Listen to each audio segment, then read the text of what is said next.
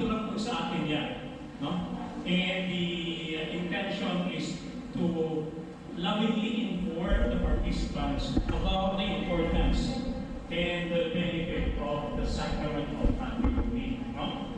So, I would like to invite all the civil dito sa inyong participants, if you wish, no? Maski na hindi po kayo magpapabinyag, no? We are still open to all civil couples, no? Actually, ano nga po ni Father Joses?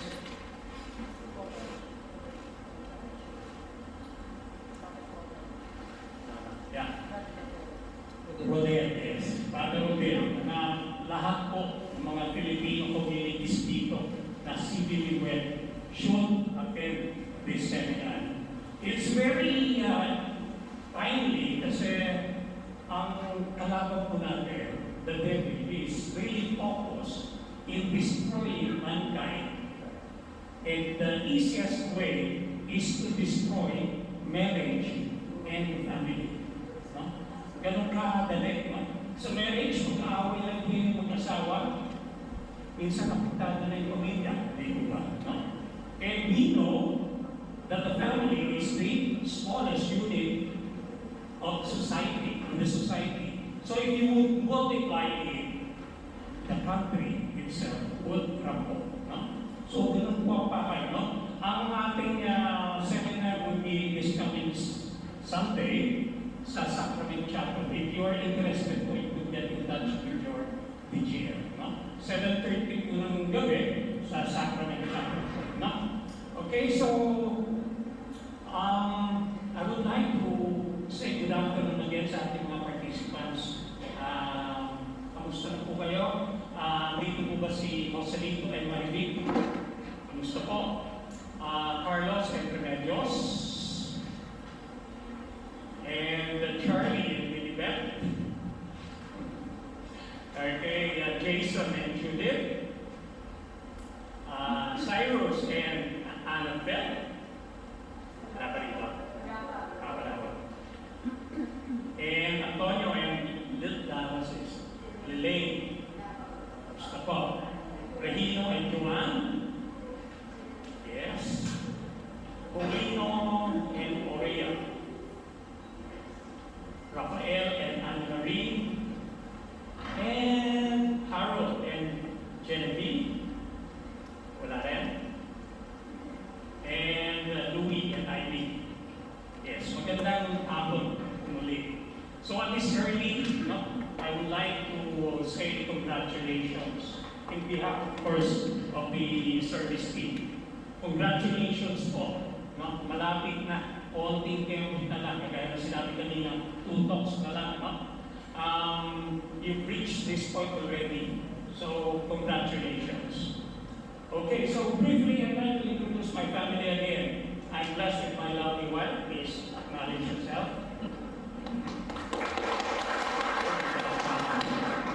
And we're blessed with 2 kids. Si Jonel is with us, and Leah, actually nag-aaral ko sa Pilipinas. He just passed nursing and passed the board exam. And anytime, probably next week, dito po para marinig niya ang visa. So, in the church, they were previous altar servers, and we are blessed as a family. No? We did a mission work together with the kids para ma-expose sila sa mission work. No? Together with 2 other families, the Agapito and Garduce family. So, kasama po namin yung mga anak namin. Ano? And we did the mission work sa Cyprus. By the way, I was also part missionary sa Jordan and India. And inshallah, Bangladesh next month. Ayan. So, getting back to our topic, no? Empowered by the Holy Spirit. For this talk, mga kapatid, we would be having a deeper understanding, no? And appreciation kung sino itong Holy Spirit. No? We're quite familiar with God the Father and God the Son. No? And likewise, after that, we will be knowing the charismatic gifts, the 9 charismatic gifts that He is giving to us. No? When we talk birthday nyo o kaya Pasko. Di ba? Ang saya natin, no? We feel, once we receive a gift, we are what? Special. No? Kaya tayo nakakatanggap ng regalo. No? So, similarly, for these charismatic gifts, this is free and God is giving it, or the Holy Spirit is giving it to us. And for us, we have to accept it. No? Accept it and desire it. No? And next, we would be having a commitment to Christ, which we did on Easter Vigil, and likewise after that will be the breakover session. Okay? Then, teaching of the vocal prayer and full worship. So yun po, mahaba itong hapon natin. Kerry, kaya ba? O question and answer lang tayo para hindi na ito. Ano ang gusto ka?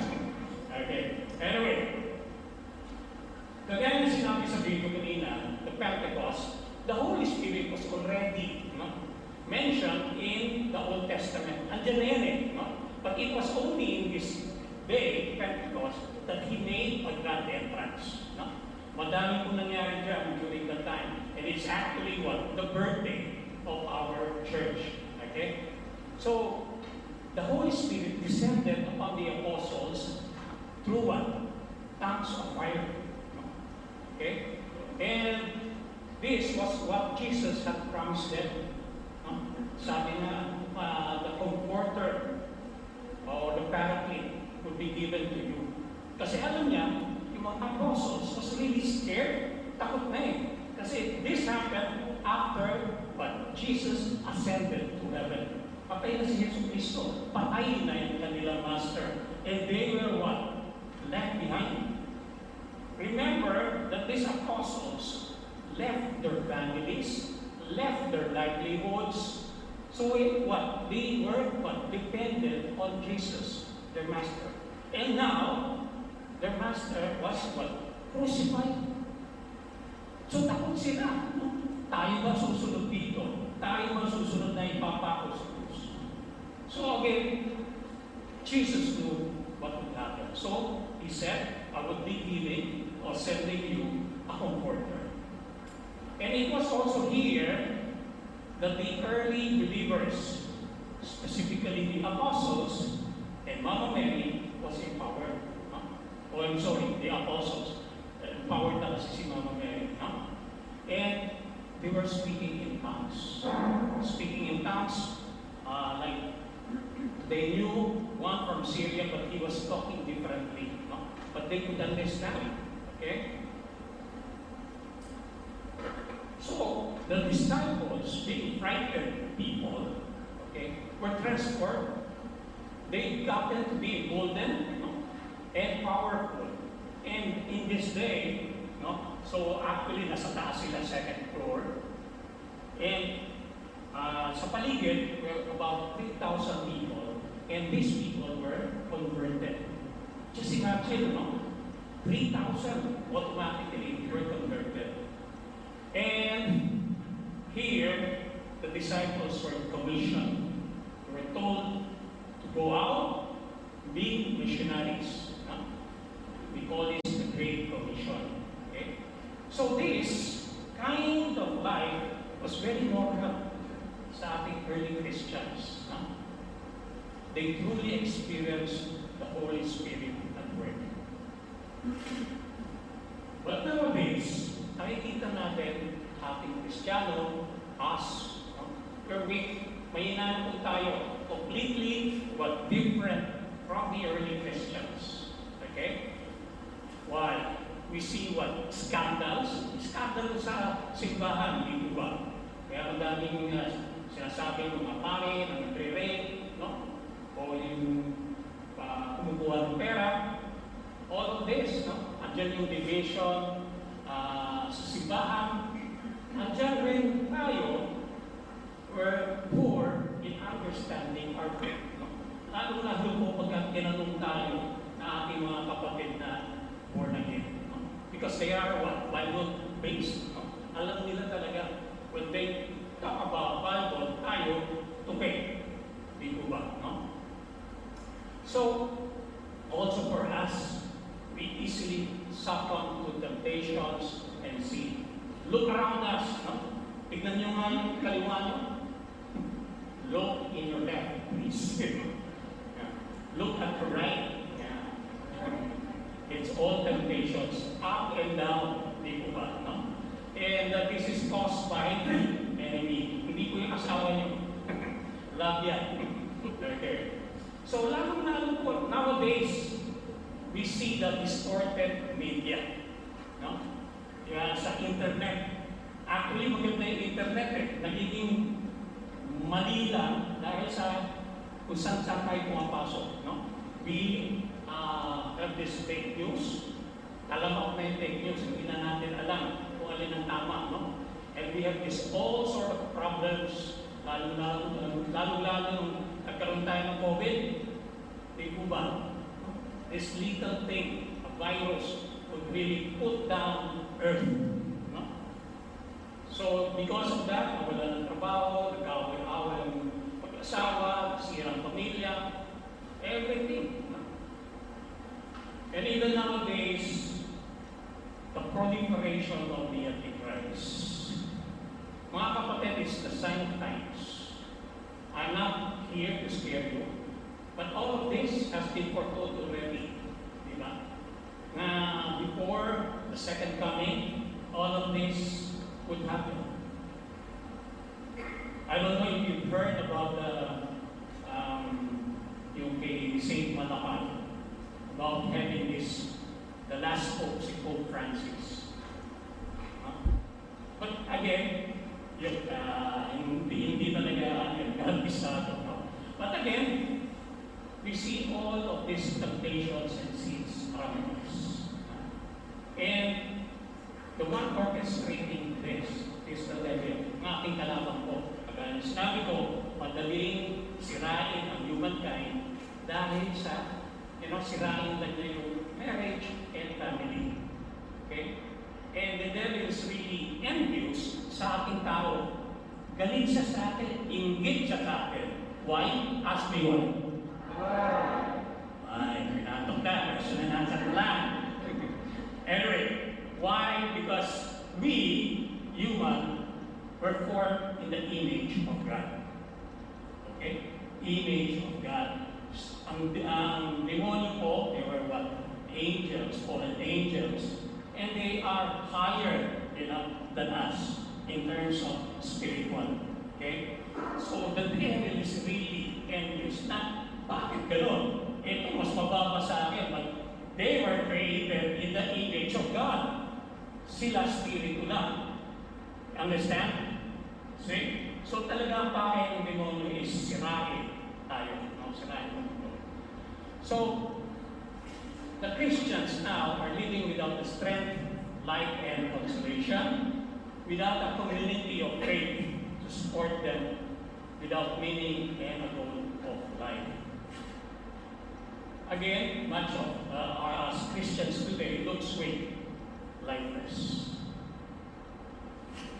Getting back to early Christians, sayang naman, nakikita niyo ba? Thank you. But the early Christians was dynamic, strong, and attractive, no? And they were really that strong that during that time they conquered, they even conquered the Roman Empire. Alam naman natin, ang Roman Empire was a huge empire. Ang mas malaki lang doon yung Mongol Empire and perhaps the British Empire. Kasi kung Christianity was really, went really far. Napakita ko itong mapa. Okay. So Christianity spread. Most of Europe, part of Northern Africa, and part of West Asia. So tatlong continent na ng Christianity. Just imagine these apostles we're walking in food. Wala pa namang wala namang mode of transport kayo paglipad, So that really took time, but they conquered that, So Christianity is spread. So the source of all of this spreading was because of the Holy Spirit. Okay? In the book of Acts, mga kapatid, we see the Holy Spirit again acting among them, guiding them, speaking to them, and giving them gifts. And this experience that the early Christians has experienced can also happen to us. Can also happen to us, no? The Holy Spirit enables us to experience God, having a living relationship with Him and His actions in our lives. So actually, we will be having the same vigor and dynamism if we are able to understand fully how the Holy Spirit will work into us. Okay, who is the Holy Spirit? Kagaya na sinabi ko kanina, we are really just familiar with God the Father and the Son, di ba? No? Hindi tayo talaga nung that close sa Holy Spirit. Ako po, nung bata ako, nagdidinig ko yung Holy Spirit kasi yung ate ko was studying in College of the Holy Spirit, no? Yung College of the Holy Mama. So, alam ko, no? But other than that, wala rin. I'm not familiar with the Holy Spirit. So, we need to know the Holy Spirit, not part of the doctrines, part of the teachings of the church or in the Bible, but we need to know Him personally. No? Just like what we should be knowing Jesus Christ, who's previous taught, no? So, let's get to know more about the Holy Spirit. No? Firstly, the Holy Spirit is God, no? Is part of the Holy Trinity. He is the third person. No? He is uniting us with God and gives us a new nature and empowers us to be a living witness. So the church teaches us that although may isang Panginoon, there is one God, yet there is three persons in one God. Naintindihan nyo? Hindi. Kasi ako hindi rin. Hindi rin, no? Because it's hard to understand. This is what we call the mystery of our faith. Kung aanin natin analogy, dito yung three persons in one God. Siguro aanin natin yung itlog, the egg. No? We see an egg, but that egg has three parts. A shell, an egg yolk, and the white. Di po ba? Three things, but one egg. No? Pero hindi rin yung pwede because hindi natin pwede i-compare dun sa Holy Trinity. Why? Because in the Holy Trinity, they have the same nature, substance, and being. Okay? Which hindi nangyayari sa ito. Okay? Secondly, the Holy Spirit is the Lord and the giver of life. Okay?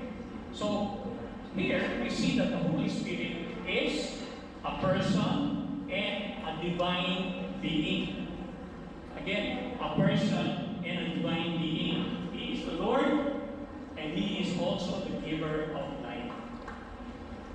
So, every time that we go to Mass, every time that we say this Nicene Creed, no, we already profess or speak about the Holy Spirit. No? Yung sinasabi natin, the Lord and the giver of life.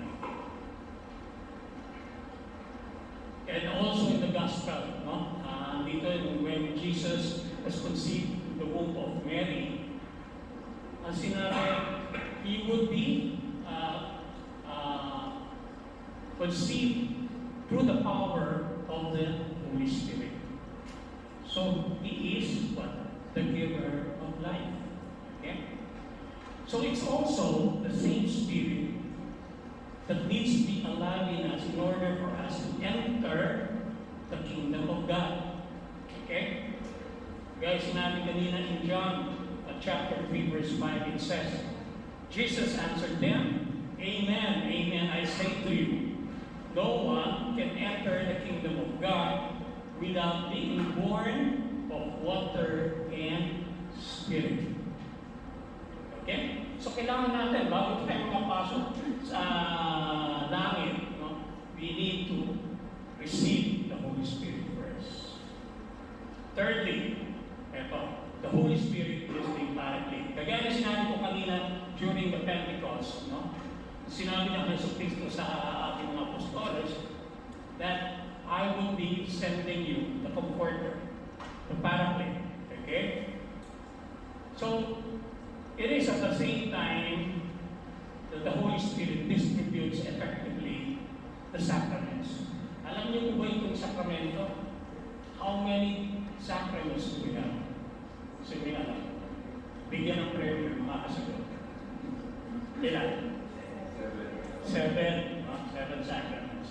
And these 7 sacraments actually are graces that Jesus has given to the apostles, no?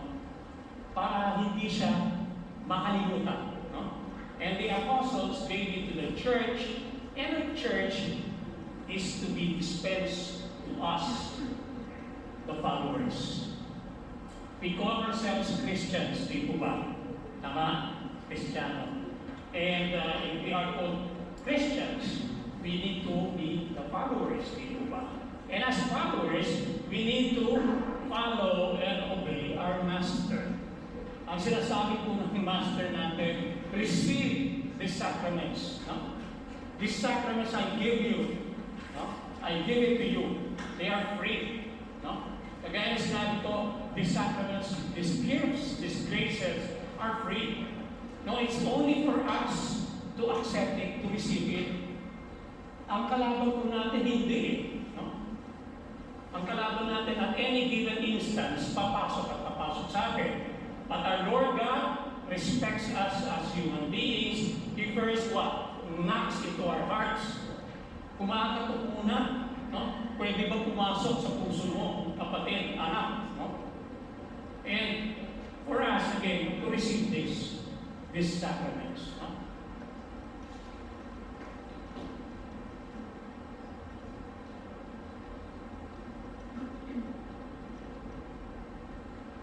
So, the word Paraclete comes from the Greek word, which means to exhort. No? But this word is also of a diverse meaning. Madami, no? Ang meaning ito. It could be a guide, a friend, defender, counselor, helper, advocate, comforter. Okay?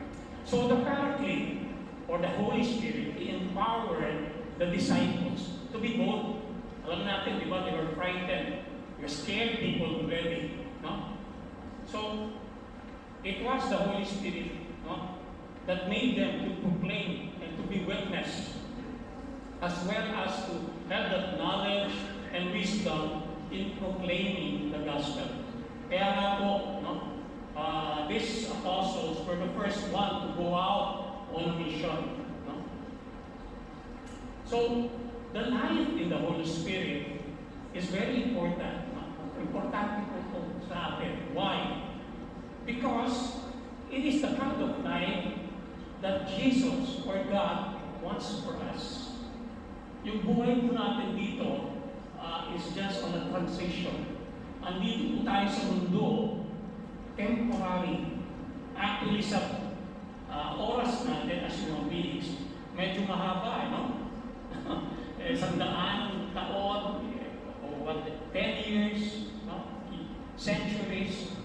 But probably in God's time, it might just be minutes. Di ba? No? So, it is really important, mga kapatid, that we receive it. No? When we receive the Holy Spirit, we gain what? Union with God. Kasi nasira na po natin. We are what? The sons and daughters of God. But that relationship, being as a son and daughter, has been strained. Nasira po, no? When? It was when our first parents committed the original sin. Kaya nasira po yung ating relationship. No? But it was through the Holy Spirit, through baptism, that we regain that relationship.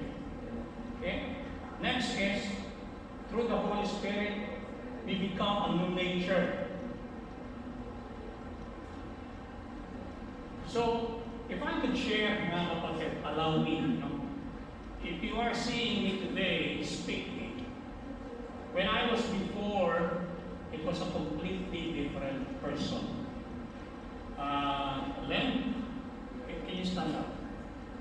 Sige na. Lambing lang. Nakikita nyo?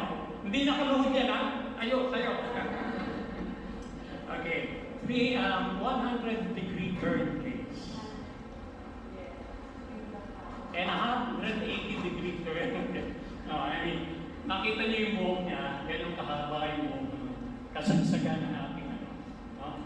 Lahat po ng bisyo I was into. I mastered all of these vices. Ang hindi ko lang talaga gustong bisyo is yung pagsugal. Ang babae, drugs, sigarilyo, inom, fraternity, kami yung first na junior fraternity, and gangs, na so lahat ng bisyo. No? Hindi ko naman kinaihiya, otherwise I was there. Why? Because after that came the second chance. No? It was during that time that I learned of Christ. No? He gave me a second chance. So I had this new nature. Okay? So I could, probably speak in front of you now. So, yeah. So in the Holy Spirit also, we are given the power to serve. Alam naman po natin that what's this? We heard, we also saw the goodness of our Lord, di ba? No? Kaya nga, on that, we become witness. Alam natin that our God is a God of love. No? So, having witnessed that, we could gladly, give of service to our Lord. No? Ibabalik natin payment for the goodness that He has given us. So we can boldly proclaim that He is our God. So for us Christians, mga kapatid, this is not the first time we will receive the Holy Spirit. Kaya na sinabi ko kanina, we have already received the Holy Spirit when baptism and also in our confirmation.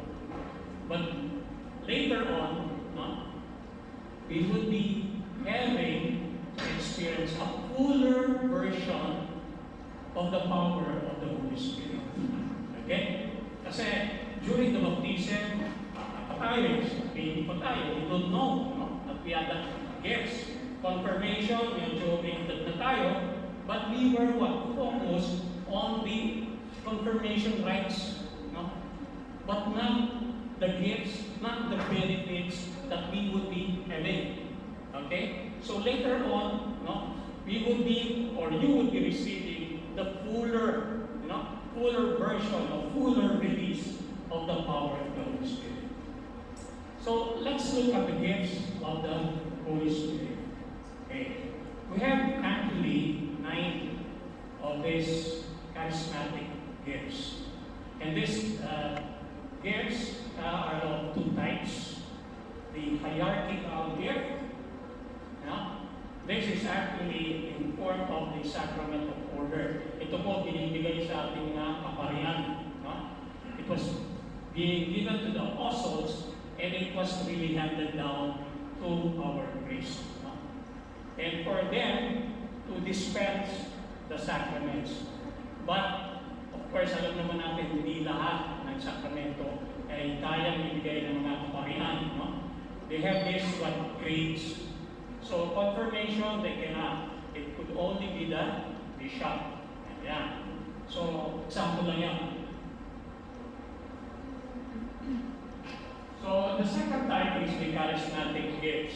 Okay? This was bestowed by the Holy Spirit as an act of divine grace. The gifts are such that they are freely given to anyone who desires them. So free again, no? Again, it's a grace, it's free, it is given to us, and for us to what? Just accept it, di ba? No? And these gifts of the Holy Spirit are tools, no? To enable us to minister to others. In short, ito pong mga charismatic gifts are service tools, no?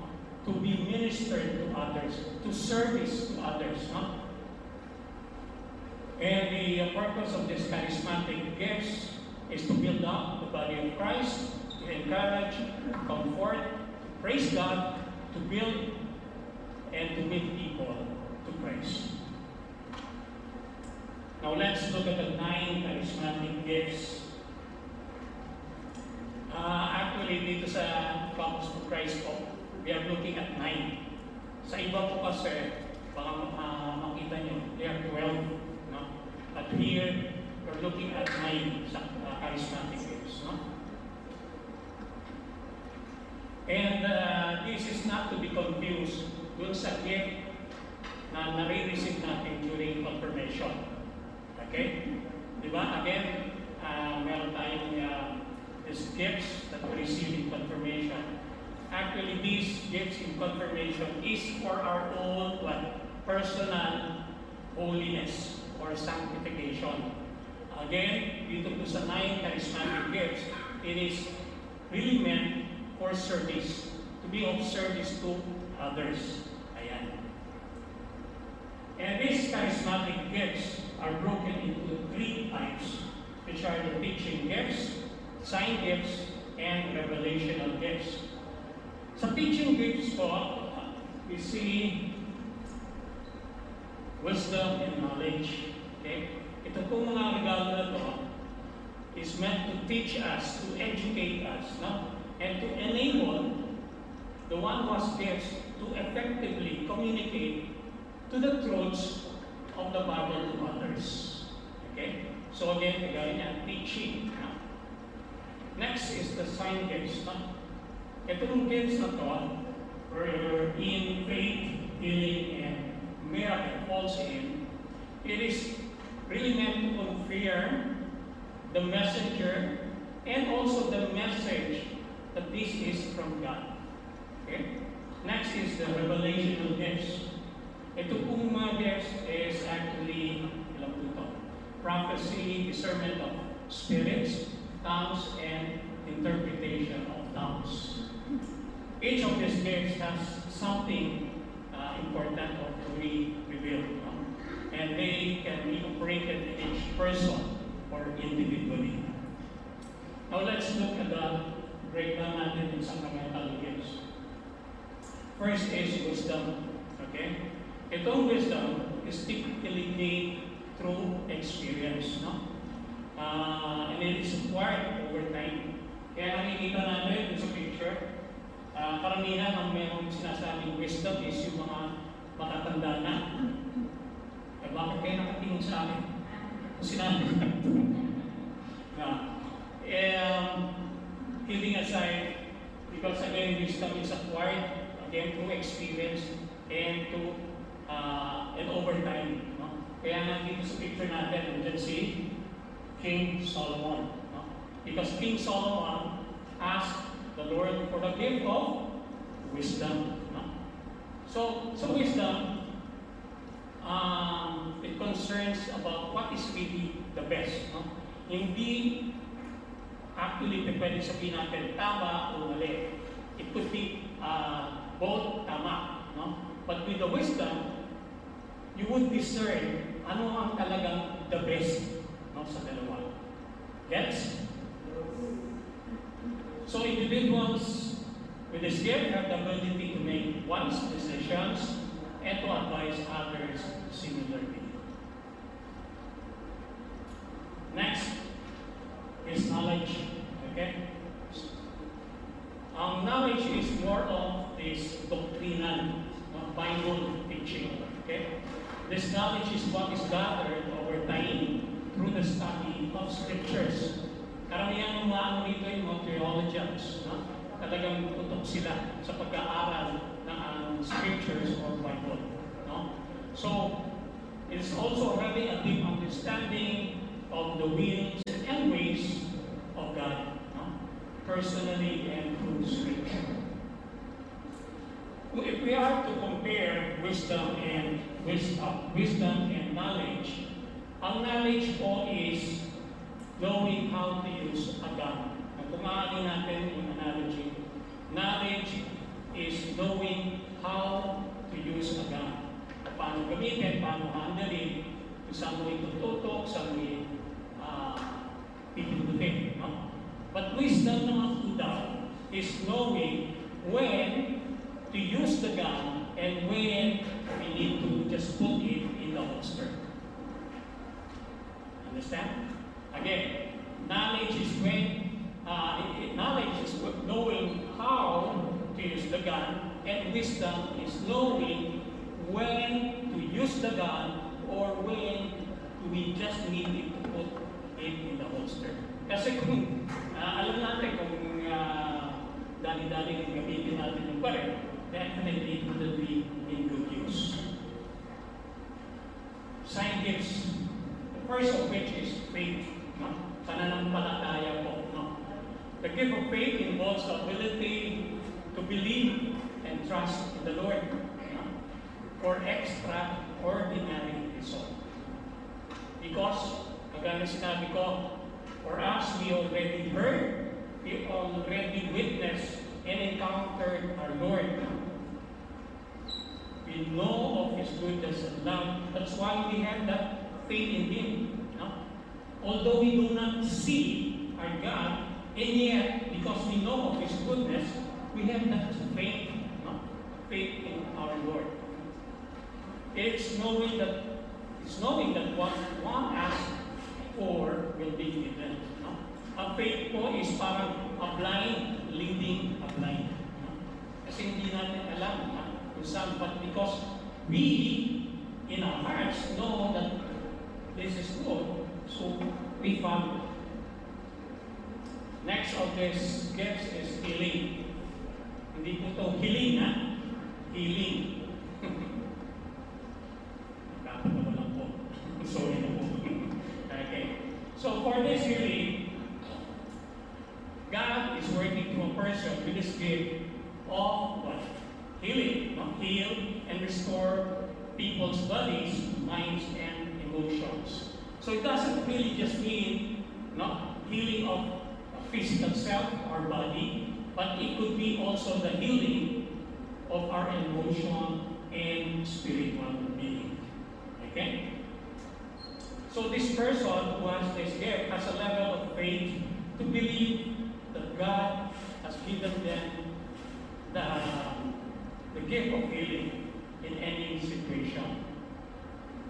And for us parents, alam niyo ba, this gift of healing is very inherent sa atin.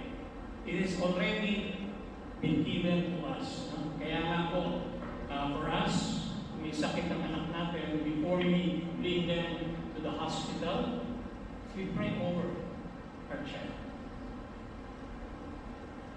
Next is miracle. A person with this gift can be used by God to do any type of creative miracle. Kagaya niya, miracle. So, this is performed with extraordinary things. Okay?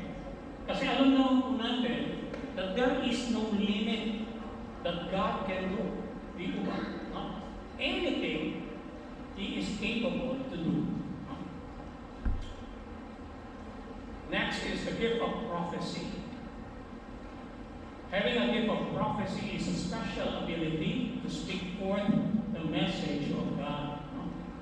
And the gift of prophecy doesn't mean that we could know about the future. Okay? Hindi po yung fortune telling. No? But this gift of prophecy is really intended to help the church understand the heart and the desires of God towards the holiness of the church. Next is discernment of spirits. The person who has this gift could discern if the word or the spirit is an evil spirit, if the spirit is the Holy Spirit, and if the spirit is of human spirit. Okay? So now alam niya, no? He has the insight and vision of what kind of spirit there is. No?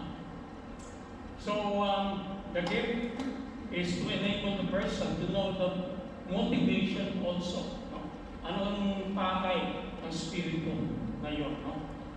Towards the person or a situation. Next is the gift of tongues. Gift of tongues is another form of prayer, wherein this gift will supernaturally speak in a known language or sound. So kagaya ng nangyari sa Pentecost, di ba? The apostles, everyone was speaking in tongues. No?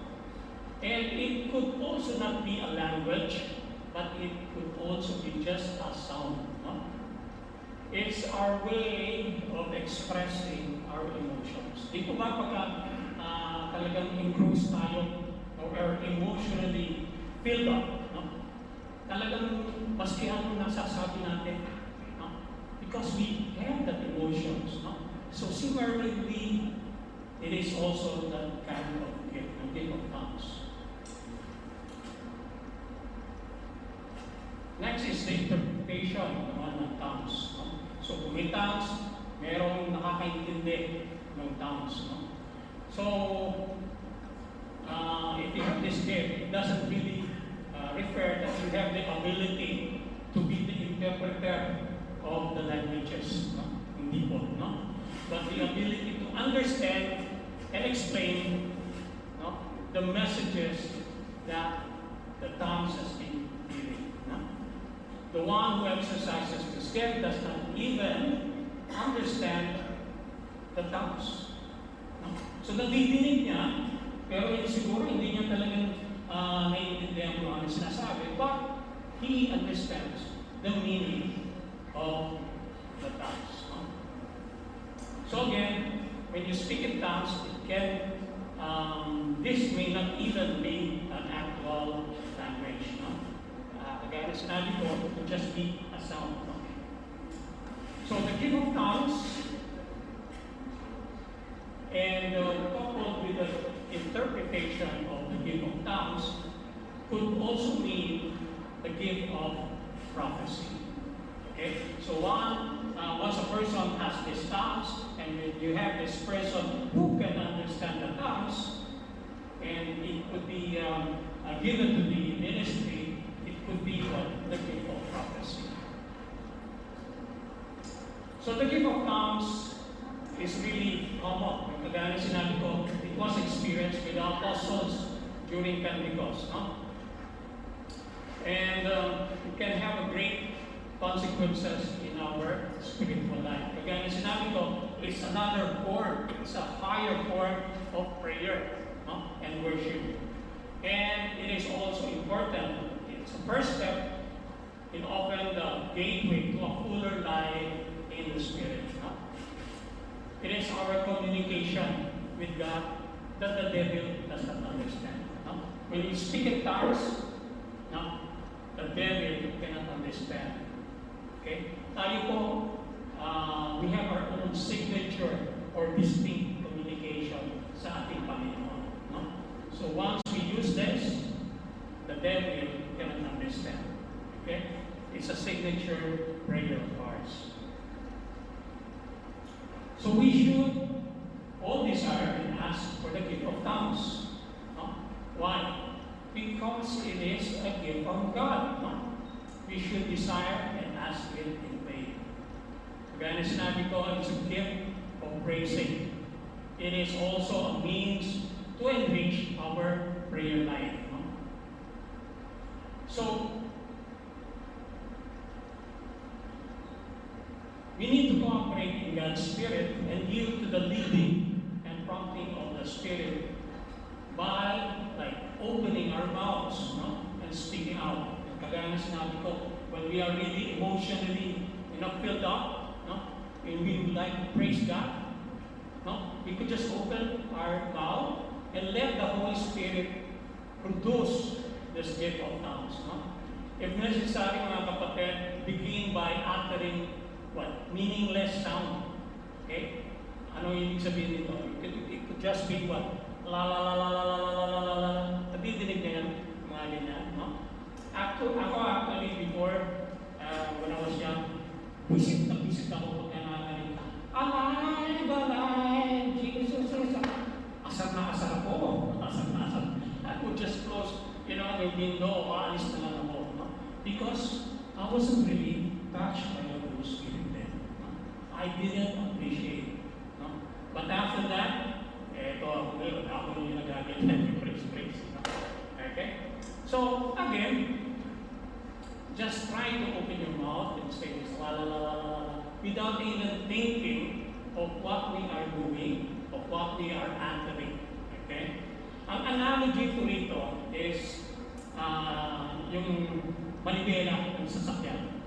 Okay? Yung manibela ng sasakyan, pagka naka-stationary yung sasakyan, ang bigat, hindi mo magagalaw. Magalaw mo man, ang bilang. But once the car is in motion, madali na. So similarly, it's just like that, in tongues. We have to roll it. So we need to enkindle the gifts and power of the Holy Spirit. Kailangan natin buhayin. If it is a gift from God, we need to protect it. We need to take care of it, nourish these gifts, enrich, empower, enlighten, and inflame these gifts. So how do we enkindle these gifts? We enkindle them by first strengthening our prayer life and sanctity in our daily life. Our prayer is what? A direct communication sa ating Panginoon. Lahat ba tayo dito nagdadasal? How long? Ilang minuto po? If I may ask. May mga 1 minute? 3 minutes? But definitely it will be short. Lalo if you're not still pagaling beginner. Yes, it's okay. But the more you train yourself to pray, mahaba po yan, mahaba. It's really a communication. And our Lord Jesus Christ had his personal prayer time. Di ba? When was it? Is it early morning. Early morning. Kasi he chose that because he knew, alam naman natin pagka madaling araw, tahimik yung, lahat tulog, So he chose that time to be really in communion, in prayer with his Father. So tayo, again, we need to enrich our prayer time. Siguro, bagay nga, sinabi ko 3 minutes, but next time it will stretch into 5, 10, after that, 15 minutes na pala, 30 minutes, we're doing the prayer. So ang successful prayer, mga kapatid, involves 3 important principles. Ano po ito? The prayer has to be faithful. Next, the prayer has to be led by the Holy Spirit. And lastly, the prayer has to be centered on our relationship with Jesus. Next, we enkindle it through the wholehearted service and through CFC.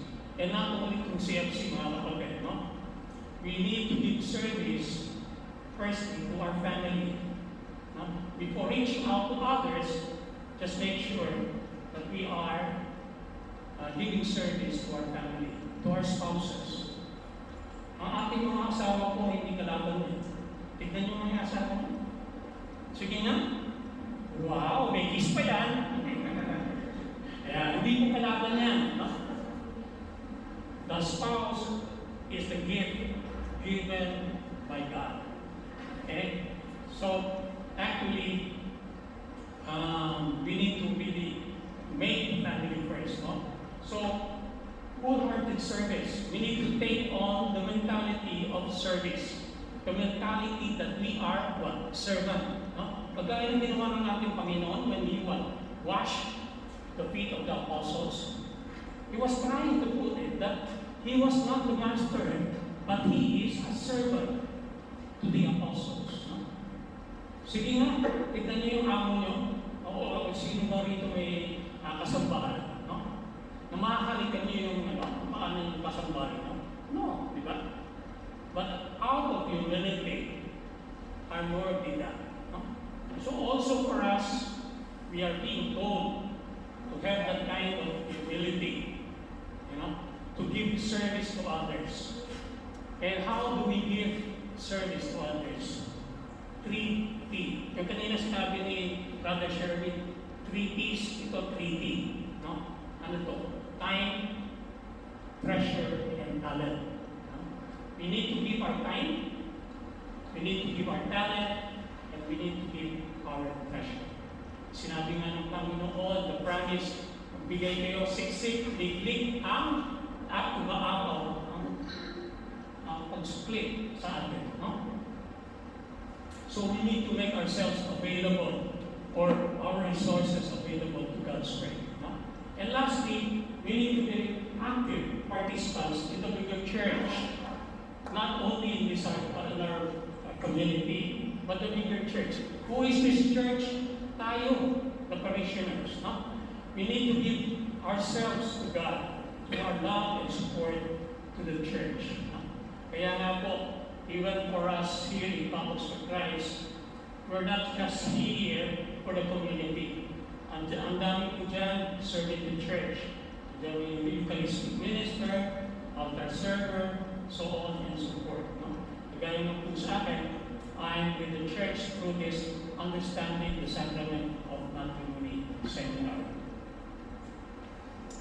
So, the enkindling of the gifts and power of the Holy Spirit will be in the form of pray-over session. Again, we need to baptism, no? Because we can only receive baptism once. Okay? And this is not second baptism either. Okay? We call it a prayer session for the fuller release of the power of the Holy Spirit. Mga kapatid, we are all different. No? So, different things can happen to different people. Okay?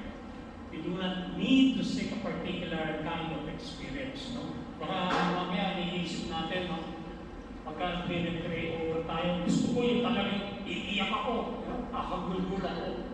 Hindi po, no? Please do not expect anything, no? Just turn to the Lord and receive the new life that He is offering to us. God offers us a new life, no? This new life in the Holy Spirit is, again, the normal kind of life, no? Normal Christian life. It is the authentic Christian life. And God is designing it for us. Kung siguro po, no, our first parents did not commit the original sin, we wouldn't be here. Dito ba? No? We wouldn't be living in sin, but rather living in an authentic Christian life, in paradise with our Lord. So again, we are just living here in transition. Transition lang po. Again, I do not know, after this talk, baka yung second coming, ha? Who knows? Again. But ako po, I'm scared of the second coming. You know why? Kasi I cannot face my God. No? Kasi second coming, we're face to face with God. He would be asking us, son, daughter, have you obeyed my commandments? Ako po, pagka tinanong ako ng Panginoon, yun po naman ako. Because I did not really satisfy His commandments. Kayo po, are you ready? Are we all ready to have this second coming?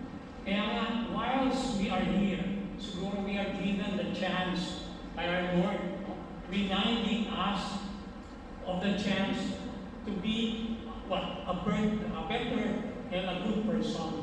No?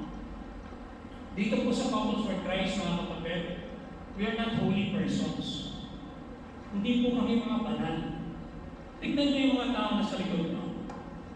Yung mga servants niyo. Tignan niyo. Tignan niyo. O yan, kala niyo mababait yan? Hindi po. Hindi. Not any one of them are holy. But here in Couples with Christ, we try to be holy. We need each other to pray for each other. No? Kagaya sinabi ko, ako po hindi banal. But I'm trying.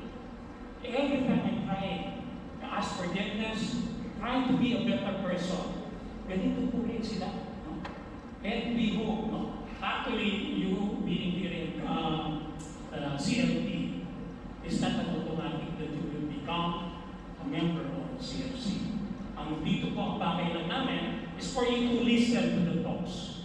But at the end of the talks, andun po yung invitation for you to be a member. Ayan. Huh? So thus, we need to be open and better yet desire all of the things that our Lord has been giving us. We need to experience our own Pentecost. No? By own Pentecost, I mean continuously seeking the Holy Spirit in adhering to His teaching. There is no Pentecost without the Virgin Mary. Okay? As we seek our own Pentecost, mga kapatid, we need to also include our Mama Mary to intercede and guide us into this. No?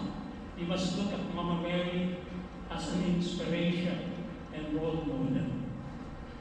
So ang correct posture po natin dapat is to really welcome the Holy Spirit into our lives. God is offering us these gifts, and as a follower, we need to openly receive and accept. Our part is to accept. So at this point, mga kapatid, I'd like you to remain seated, relax, chill lang po tayo. Okay? And I'd like you to reflect on the song that I will be playing. Okay? So, you may close your eyes, meditate on the lyrics and the song, or you may look at the song, the lyrics, sing softly with the song, and meditate on the lyrics. Kung ano yung mensahe na binibigay ng kanta, ng lyrics. Okay? Are you ready po?